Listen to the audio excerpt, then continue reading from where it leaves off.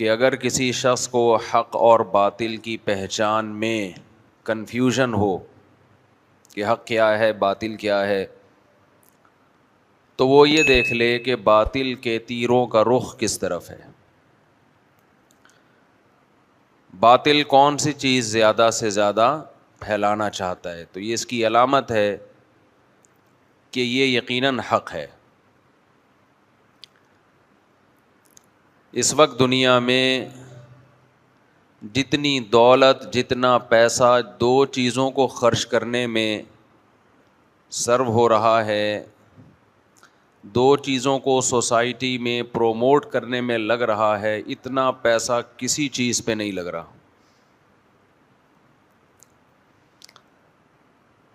کو جتنی محنت کرنی چاہیے، میرا خیال ہے مجھ سمیت اتنی محنت نہیں کی جا رہی، میں بھی نہیں کر رہا۔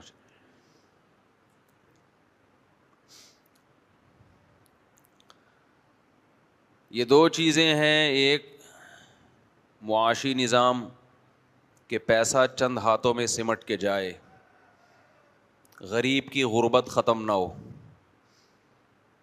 دولت مند زیادہ سے زیادہ دولت مند ہوتا چلا جائے، اور دوسرا ہے معاشرے میں بے حیائی کو فروغ دینا۔ ایک بات خوب اچھی طرح سمجھ لینی چاہیے، قرآن مجید بار بار ایک بات کو بیان کرتا ہے، إِن يَشَأْ يُذْهِبْكُمْ وَيَأْتِ بِخَلْقٍ جَدِيدٍ وَمَا ذَلِكَ عَلَى اللَّهِ بِعَزِيزٍ۔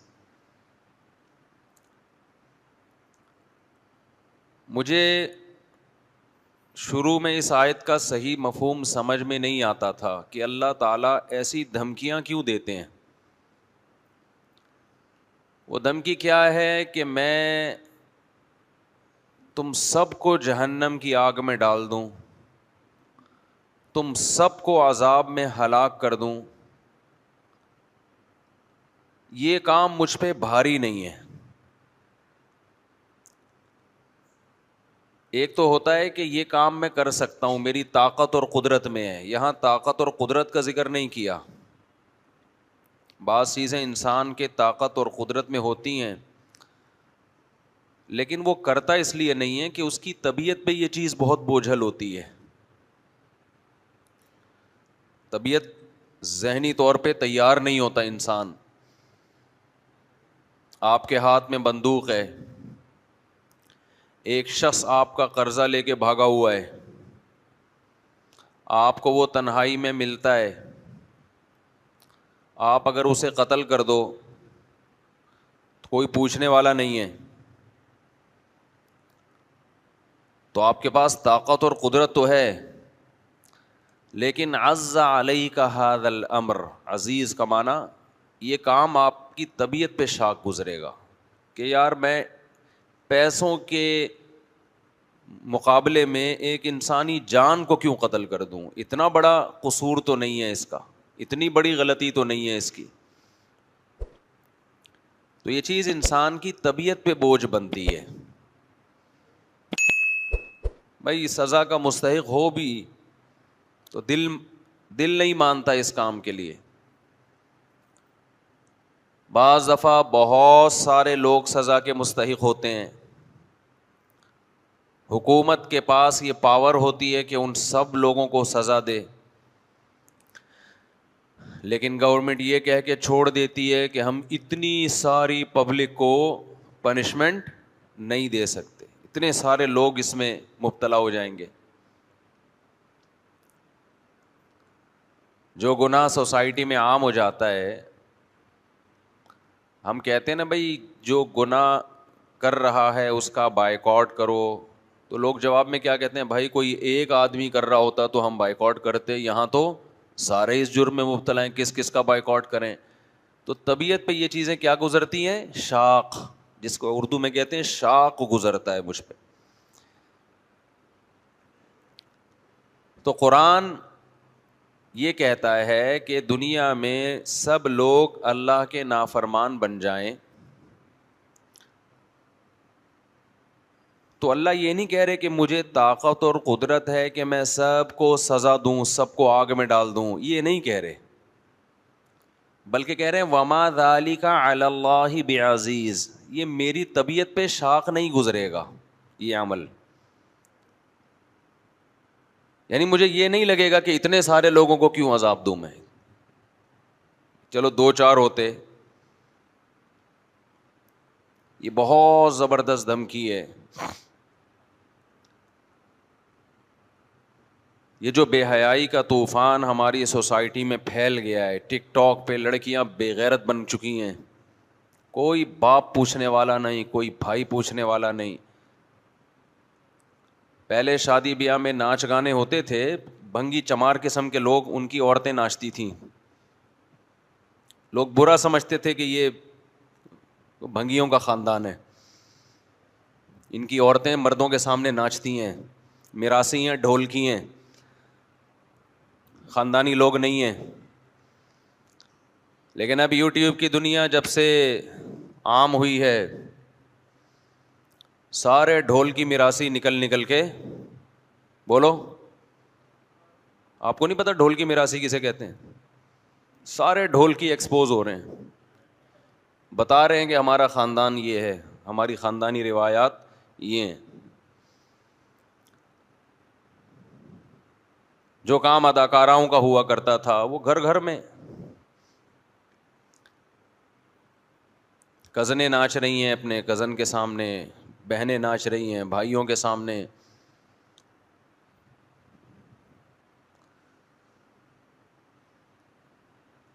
تو ایک چیز پھیلتی جا رہی ہے، روک ٹوک نہیں ہے، روک تھام نہیں ہے۔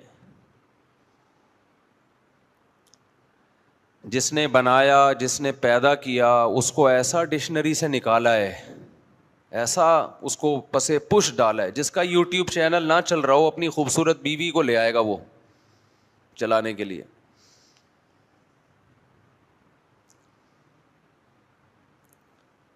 جس کا چینل نہ چل رہا ہو نا، اپنے گھر کی عورتوں کو بے پردہ کر کے ان کو لے آئے گا۔ ایک بہت بڑی بھول انسان سے ہوتی ہے، وہ کہتا ہے کہ اگر یہ چیزیں بری ہیں تو اللہ کا عذاب کیوں نہیں آتا۔ کل مجھے کسی نے بتایا کہ دنیا میں جو سب سے ٹاپ لسٹ کروڑ پتی ارب پتی لوگوں میں، مالدار لوگوں میں جو اشخاص ہیں، ان میں زیادہ تر ایتھیسٹ ہیں، ان میں زیادہ تر کیا ہیں؟ خدا کے منکر۔ اور وہ یہ کہتے ہیں کہ اگر خدا ہے تو ہم تو انکار کرتے ہیں خدا کا، اس کے باوجود ہم اتنے خوش کیوں ہیں؟ ہمارے پاس اتنی دولت کیوں ہے؟ ہم سے خدا انتقام کیوں نہیں لیتا؟ ہم سے چھین کیوں نہیں لیتا دولت؟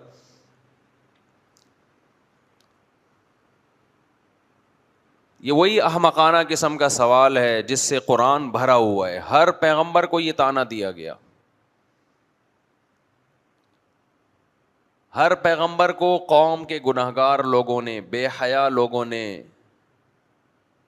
اور خدا کے باغی لوگوں نے ایک ہی طعنہ دیا ہے کہ اگر آپ حق پر ہیں تو آپ مسکین کیوں ہیں، غریب کیوں ہیں، اور اگر خدا ہم سے ناراض ہے تو ہم خوشحال کیوں ہیں۔ سمجھ میں آ رہی ہے بات یا نہیں آ رہی ہے؟ اور قرآن نے سب کو ایک ہی جواب دیا ہے، اَيَحْسَبُونَ أَنَّمَا نُمِدُّهُمْ بِهِ مِن مَّالٍ وَبَنِينَ نُسَارِعُ لَهُمْ فِي الْخَيْرَاتِ۔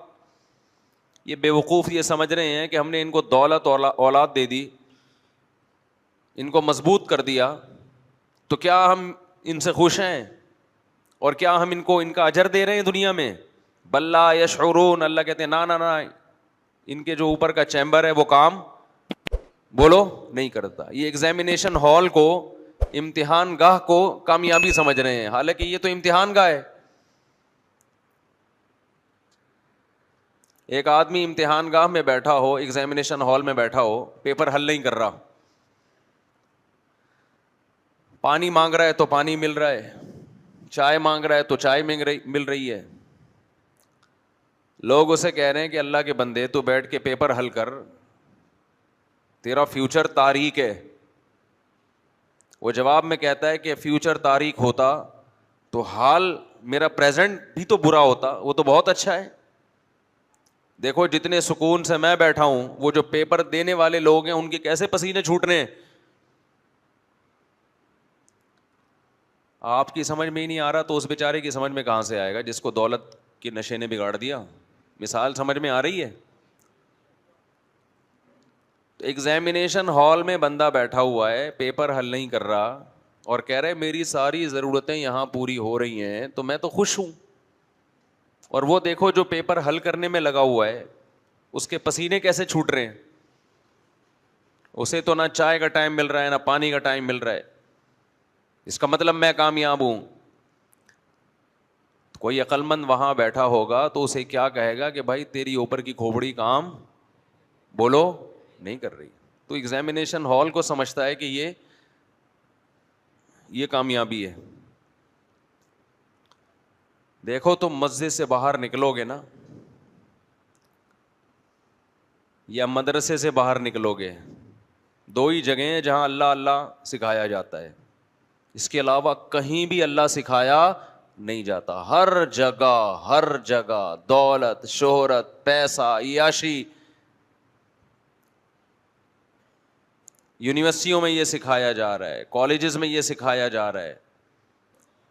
زیادہ سے زیادہ نماز کا ٹائم دے دیا جاتا ہے, بس ایک مسجد بنا دی ہے, چلو جی جس نے نماز پڑھنی ہے یہاں پڑھ لے. وَاتَّخَذْتُمُوهُ وَرَاءَكُمْ ظِهْرِيًّا, پیغمبر نے کیا کہا کہ جو رب تمہیں کھلاتا ہے پلاتا ہے اس کو تم نے اپنی پشت کے پیچھے ڈال دیا, اگنور کیا اس کو.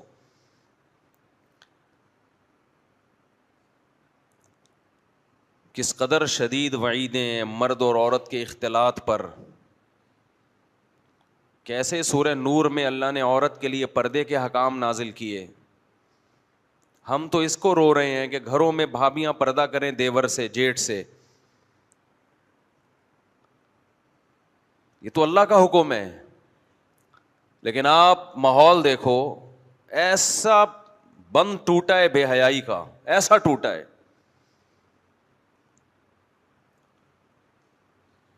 پہلے تو لوگ تھوڑا سا کمنٹس میں نیچے نیگیٹو کمنٹس کر دیا کرتے تھے کہ اپنی بیوی ہمیں کیوں دکھا رہا ہے تو, اپنی جوان بیوی. اب وہ بھی نہیں کرتے. ماشاء اللہ بھابھی بہت پیاری لگ رہی ہیں.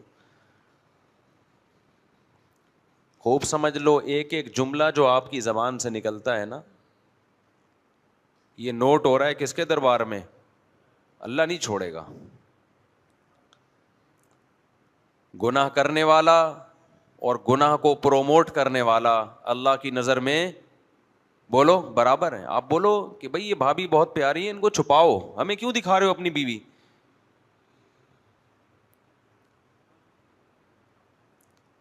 پیسہ ہی سب کچھ ہے بھائی. صرف پیسہ اگر آپ نے کمانا ہے, آپ ایک بندوق اٹھاؤ, ڈکیتیاں شروع کر دو. ڈاکو نہیں کماتے کیا پیسہ؟ مگر عزت بھی بیچتے ہیں, غیرت بھی بیچتے ہیں. تو اس وقت کا جو سب سے بڑا فتنہ ہے, رسول اللہ صلی اللہ علیہ وسلم صحیح بخاری صحیح مسلم کی حدیث میں جس کی پیشگوئی کر چکے ہیں, ما ترکت بعدی فتنة اضر علی الرجال من النساء. آپ صلی اللہ علیہ وسلم نے فرمایا میں نے اپنے بعد مرد کے لیے عورت سے بڑا کوئی فتنہ نہیں چھوڑا. میرے اس بیان کو بھی غلط رخ دیا گیا. کسی لبرل صاحب نے میرا یہ بیان چلایا کہ یہ دیکھو عورتوں کو برا کہہ رہے ہیں, عورت کو کہہ رہے ہیں فتنہ.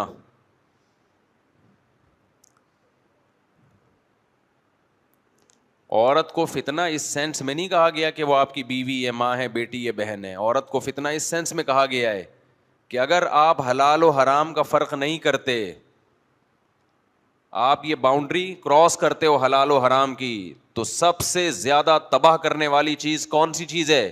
وہ عورت ہے.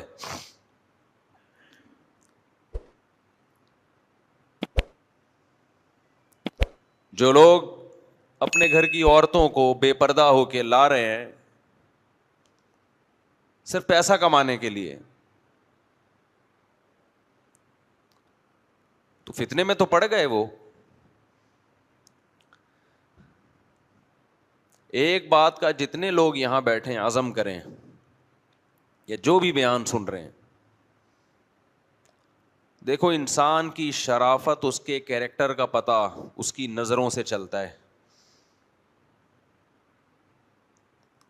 جو 2 نمبر آدمی ہوتا ہے نا, 2 نمبر آدمی 2 منٹ میں پتہ چل جاتا ہے اس کا, اور عورت کو تو زیادہ جلدی پتہ چلتا ہے.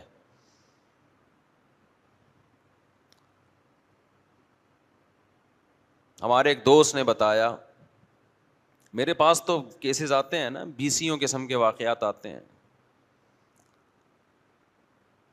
میرے پاس. جو واقعات آتے ہیں اگر میں سارے آپ کو بتانا شروع کر دوں آپ پاگل ہو جاؤ گے. آپ بولے گے یہ ہو کیا رہا ہے. نفسیاتی کیسز بھی بہت آتے ہیں, وہ ایسے ایسی نفسیاتی بیماریاں ہیں کہ آپ خود پاگل ہو جاؤ گے. اب میں بتاؤں گا نہیں, وہ پھر وہ سمجھ جائیں گے میری بات ہو رہی ہے. یعنی میں نے یہ تجزیہ کیا ہے کہ جس کو دنیا میں کوئی غم نہیں ہے نا, وہ سب سے زیادہ ڈپریشن کا مریض ہے. تھوڑا بہت غم لگا کے رکھنا چاہیے تاکہ اسی میں الجھا رہا ہے آدمی, وہ چھوٹا غم ہوگا. خدا کی قسم اگر آپ کی زندگی سے اللہ نکل گیا نا, اس سے بڑی ٹینشن دنیا میں کوئی نہیں ہے. تو ہمیں سیکھنے کا موقع ملتا ہے لوگوں سے. سب کچھ ہو گئے بھی ٹینشن میں تو کیوں ہے بھائی, حیرانگی اس پہ ہوتی ہے. ٹینشن لے بھی رہا ہوتا ہے, ٹینشن دے بھی رہا ہوتا ہے. اس لیے نا چھوٹے موٹے غم سنبھال کے رکھا کرو, فائدہ ہوتا ہے. صحت بھی صحیح رہتی ہے اس سے. تھوڑی سی ٹینشن میں اسی میں مشغول رہتا ہے آدمی. جیسے غربت ہے, تھوڑی سی ٹینشن ہے نا, یہ لگی رہے اچھا ہے. جب پیسہ آ گیا نا تو بڑی بڑی ٹینشن ہے, پھر خاندانی قسم کی ٹینشنیں پالو گے. اگر بغیر دین کے آیا, دین کے ساتھ آئے پھر نہیں ہے. غریبوں کی ٹینشنیں بہت ہلکی پھلکی ہوتی ہیں, مالداروں کی ٹینشنیں ایسی ہوتی ہیں کہ عام آدمی تو ٹینشن سن کے پاگل ہو جائے. ان کے غم بہت بڑے بڑے ہیں. یہ دور کے ڈھول سہانے ہیں میرے بھائی, یہ دور کے ڈھول سہانے ہیں. شکر کرو, نبی صلی اللہ علیہ وسلم نے فرمایا جس کو بقدر ضرورت روزی مل گئی نا اور قناعت کی توفیق مل گئی, حدیث کا مفہوم ہے سب سے زیادہ خوش قسمت ہے وہ.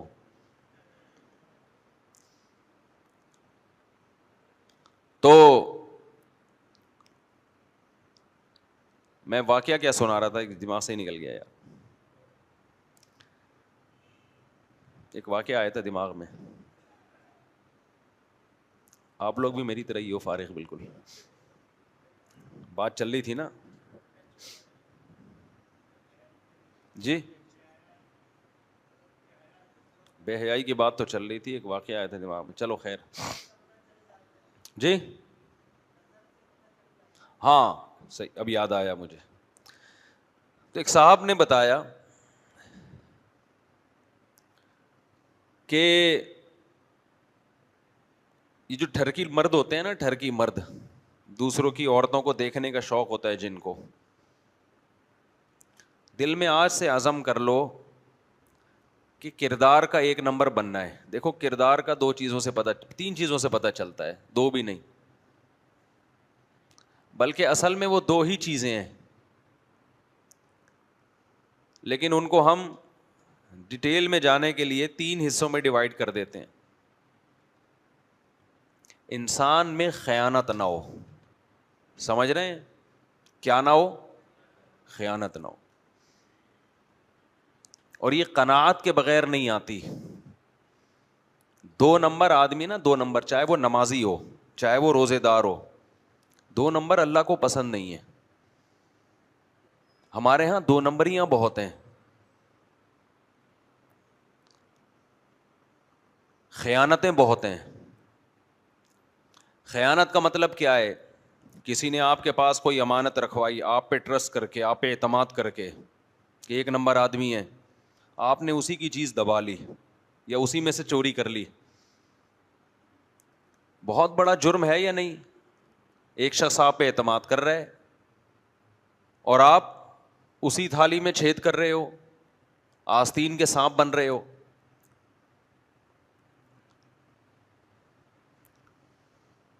اسی طرح خوب ایک بات سمجھ لو, اللہ نے جس عورت کو آپ کے لیے بنایا نا بیوی کی شکل میں, اس کے علاوہ کسی کی طرف غلط نظر اٹھا کر بولو مت دیکھو. لوگ بتا رہے ہوتے اپنے حالات, ہم نے فلاں پہ اعتماد کیا, ہمارے گھر آیا, میری بیوی پہ نظریں ڈال کے بیٹھ گیا. آستین کے سانپ اسی طرح ہوتے ہیں نا.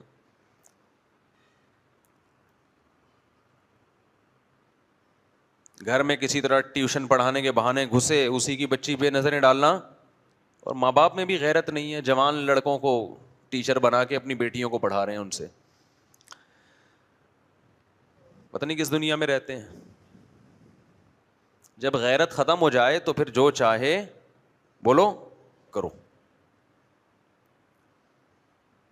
دیکھو انگریز کا مسئلہ جو ہے نا صرف ترقی ہے. انگریز نے اپنی تمام فکروں کو سمیٹ کر ایک چیز کو فوکس کر لیا ہے کہ ہم نے ترقی کرنی ہے, غیرت گئی بھاڑ میں.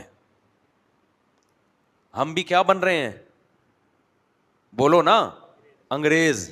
ہمارے حکمرانوں کا بھی ہدف وہی ہے, ہمارا بھی وہی ہدف ہے, یونیورسٹیوں کا بھی وہی ہدف ہے, کالجز کا بھی وہی ہدف ہے.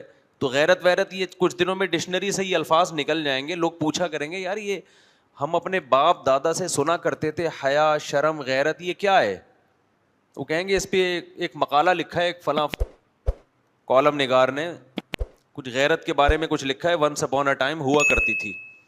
یہ چیزیں رہ جائیں گی اس طریقے سے, سمجھ رہے ہو. یہ ہونے والا ہے سوسائٹی میں. جن لوگوں نے اپنے گھروں کو بچا لیا خدا کی قسم وہ بچ جائیں گے, ورنہ گدھے گھوڑے پیدا ہوں گے مستقبل میں, انسان پیدا ہونا بند ہو جائیں گے. ہم ایک دفعہ شب جمعہ میں گئے, وہاں ایک تبلیغی بزرگ بیان کر رہے تھے, بہت پرانی بات ہے. انہوں نے کہا کہ اب مرد اور عورت نہیں پیدا ہو رہے, نر مادہ پیدا ہو رہے ہیں.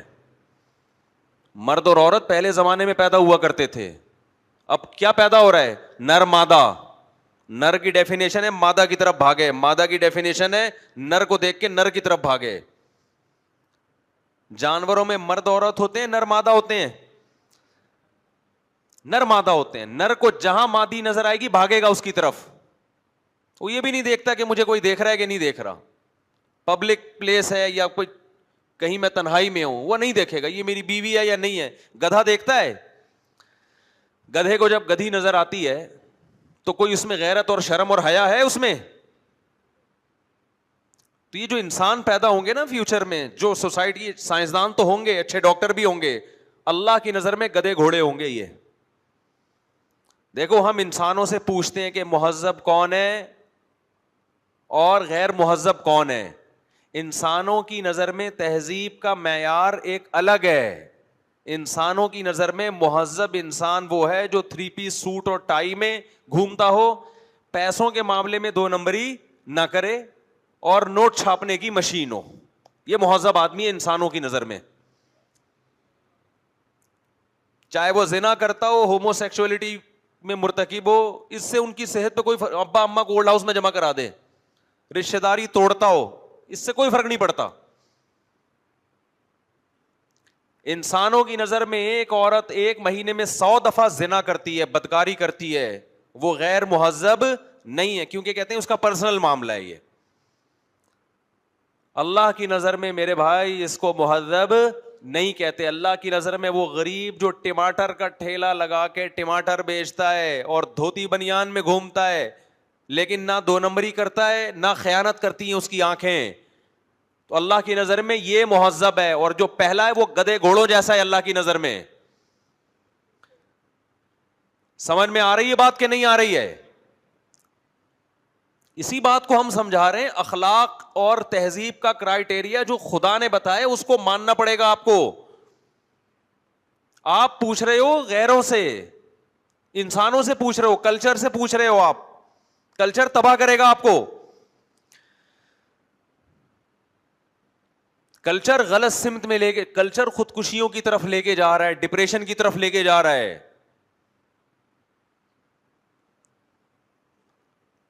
میرے پاس کچھ دن پہلے باہر سے لوگ آئے, اب کہنے لگے کہ بچے ہمارے ڈپریشن میں جا رہے ہیں. کسی دوسرے کنٹری میں رہتے تھے, میں نام نہیں لوں گا ملک کا, ترقی یافتہ ملک میں رہتے تھے. کہہ رہے بچے ہمارے کس میں جا رہے ہیں؟ ڈپریشن. میں نے کہا زندگی میں ایک دفعہ کبھی پٹے ہیں آپ سے؟ کہہ رہے نہیں. میں نے کہا ڈپریشن میں تو جائے گا بھائی بچہ. یہ کوئی نیچرل لائف تو نہیں ہے کہ باپ سے نہ ایک دفعہ تھپڑ کھایا ہو زندگی میں اس نے, کبھی زندگی میں ایک دفعہ بھی نہ تھپڑ کھایا ہو. بلا وجہ جا کے نا بچوں کو تھپڑ مارنا شروع کر دیں. نہ کبھی اونچی آواز سے بات کی ماں باپ نے بچوں کے سامنے, ڈانٹنے پر بھی کیس ہو جاتا ہے. اس کا مطلب بچہ باپ ہے اور باپ کیا ہے؟ نیچرل جو ہے نا, نیچرل, سارے سائنسدان اس پر متفق ہیں کہ نیچر یہ کہتی ہے کہ باپ پہلے پیدا ہوتا ہے, بچہ بعد میں. اگر کسی قوم میں بچہ پہلے پیدا ہونا شروع ہو جائے اور باپ بعد میں پیدا ہونا شروع ہو جائے, یعنی اولاد باپ ہو اور باپ کیا ہے؟ اولاد ہے, تو یہ نیچرل ہے؟ بولو نا. تو ڈپریشن تو ہوگی کہ نہیں ہوگی؟ باپ کو بھی ڈپریشن ہوگی اور اولاد کو بھی. جس کو باپ بننا چاہیے تھا وہ بیٹا بنا ہوا ہے, جس کو بیٹا بننا چاہیے تھا وہ باپ بنا ہوا ہے. ہم نہیں کہہ رہے کہ بلا وجہ بچے کو تھپڑ لگا دیں جا کے. کبھی نہ کبھی تو کوئی ایسی اسٹیج آتی ہے کہ انسان کو بچے پہ غصہ آ جاتا ہے, اس کی تربیت کے لیے اس کو سمجھاتا ہے, پابندی ہے سمجھانے پر. تو میرے بھائی جو سوسائٹی تباہ و برباد ہو گئی تم اس کو فالو کر رہے ہو یار, تمہیں کیا ہو گیا میرے بھائی؟ پڑھے لکھے لوگوں پہ حیرانگی ہوتی ہے, کیوں اس سوسائٹی کے پیچھے بھاگ رہے ہو؟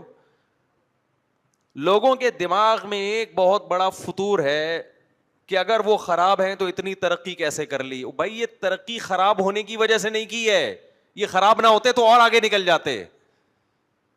اس ترقی کا خرابی سے تعلق نہیں ہے. دنیا میں ایسی قوموں نے بڑی ترقی کی ہے جو 6 مہینے نہاتے نہیں تھے. ایسے بھی لوگ ہیں دنیا میں, ترقی بہت کی ہے انہوں نے. کیا ہم یہ کہیں گے نہ نہانے کی وجہ سے کی ہے کہ میں بھی نہانا چھوڑ دوں؟ نہیں یاری میرا حال ہے بات سمجھ میں. دنیا میں خوشبو کی صنعت میں سب سے زیادہ ترقی اس قوم نے کی ہے جن کی بدبو دنیا میں سب سے زیادہ مشہور تھی. اب آپ کو, میں چونکہ عطر کا کاروبار کرنا چاہتا ہوں لہذا میں بھی سب سے پہلے بدبو گٹر میں 6 مہینے گزاروں گا تاکہ میری بدبو کے بھبوکوں سے پورا محلہ پریشان ہو, پھر میں خوشبو کی صنعت میں ترقی کروں گا.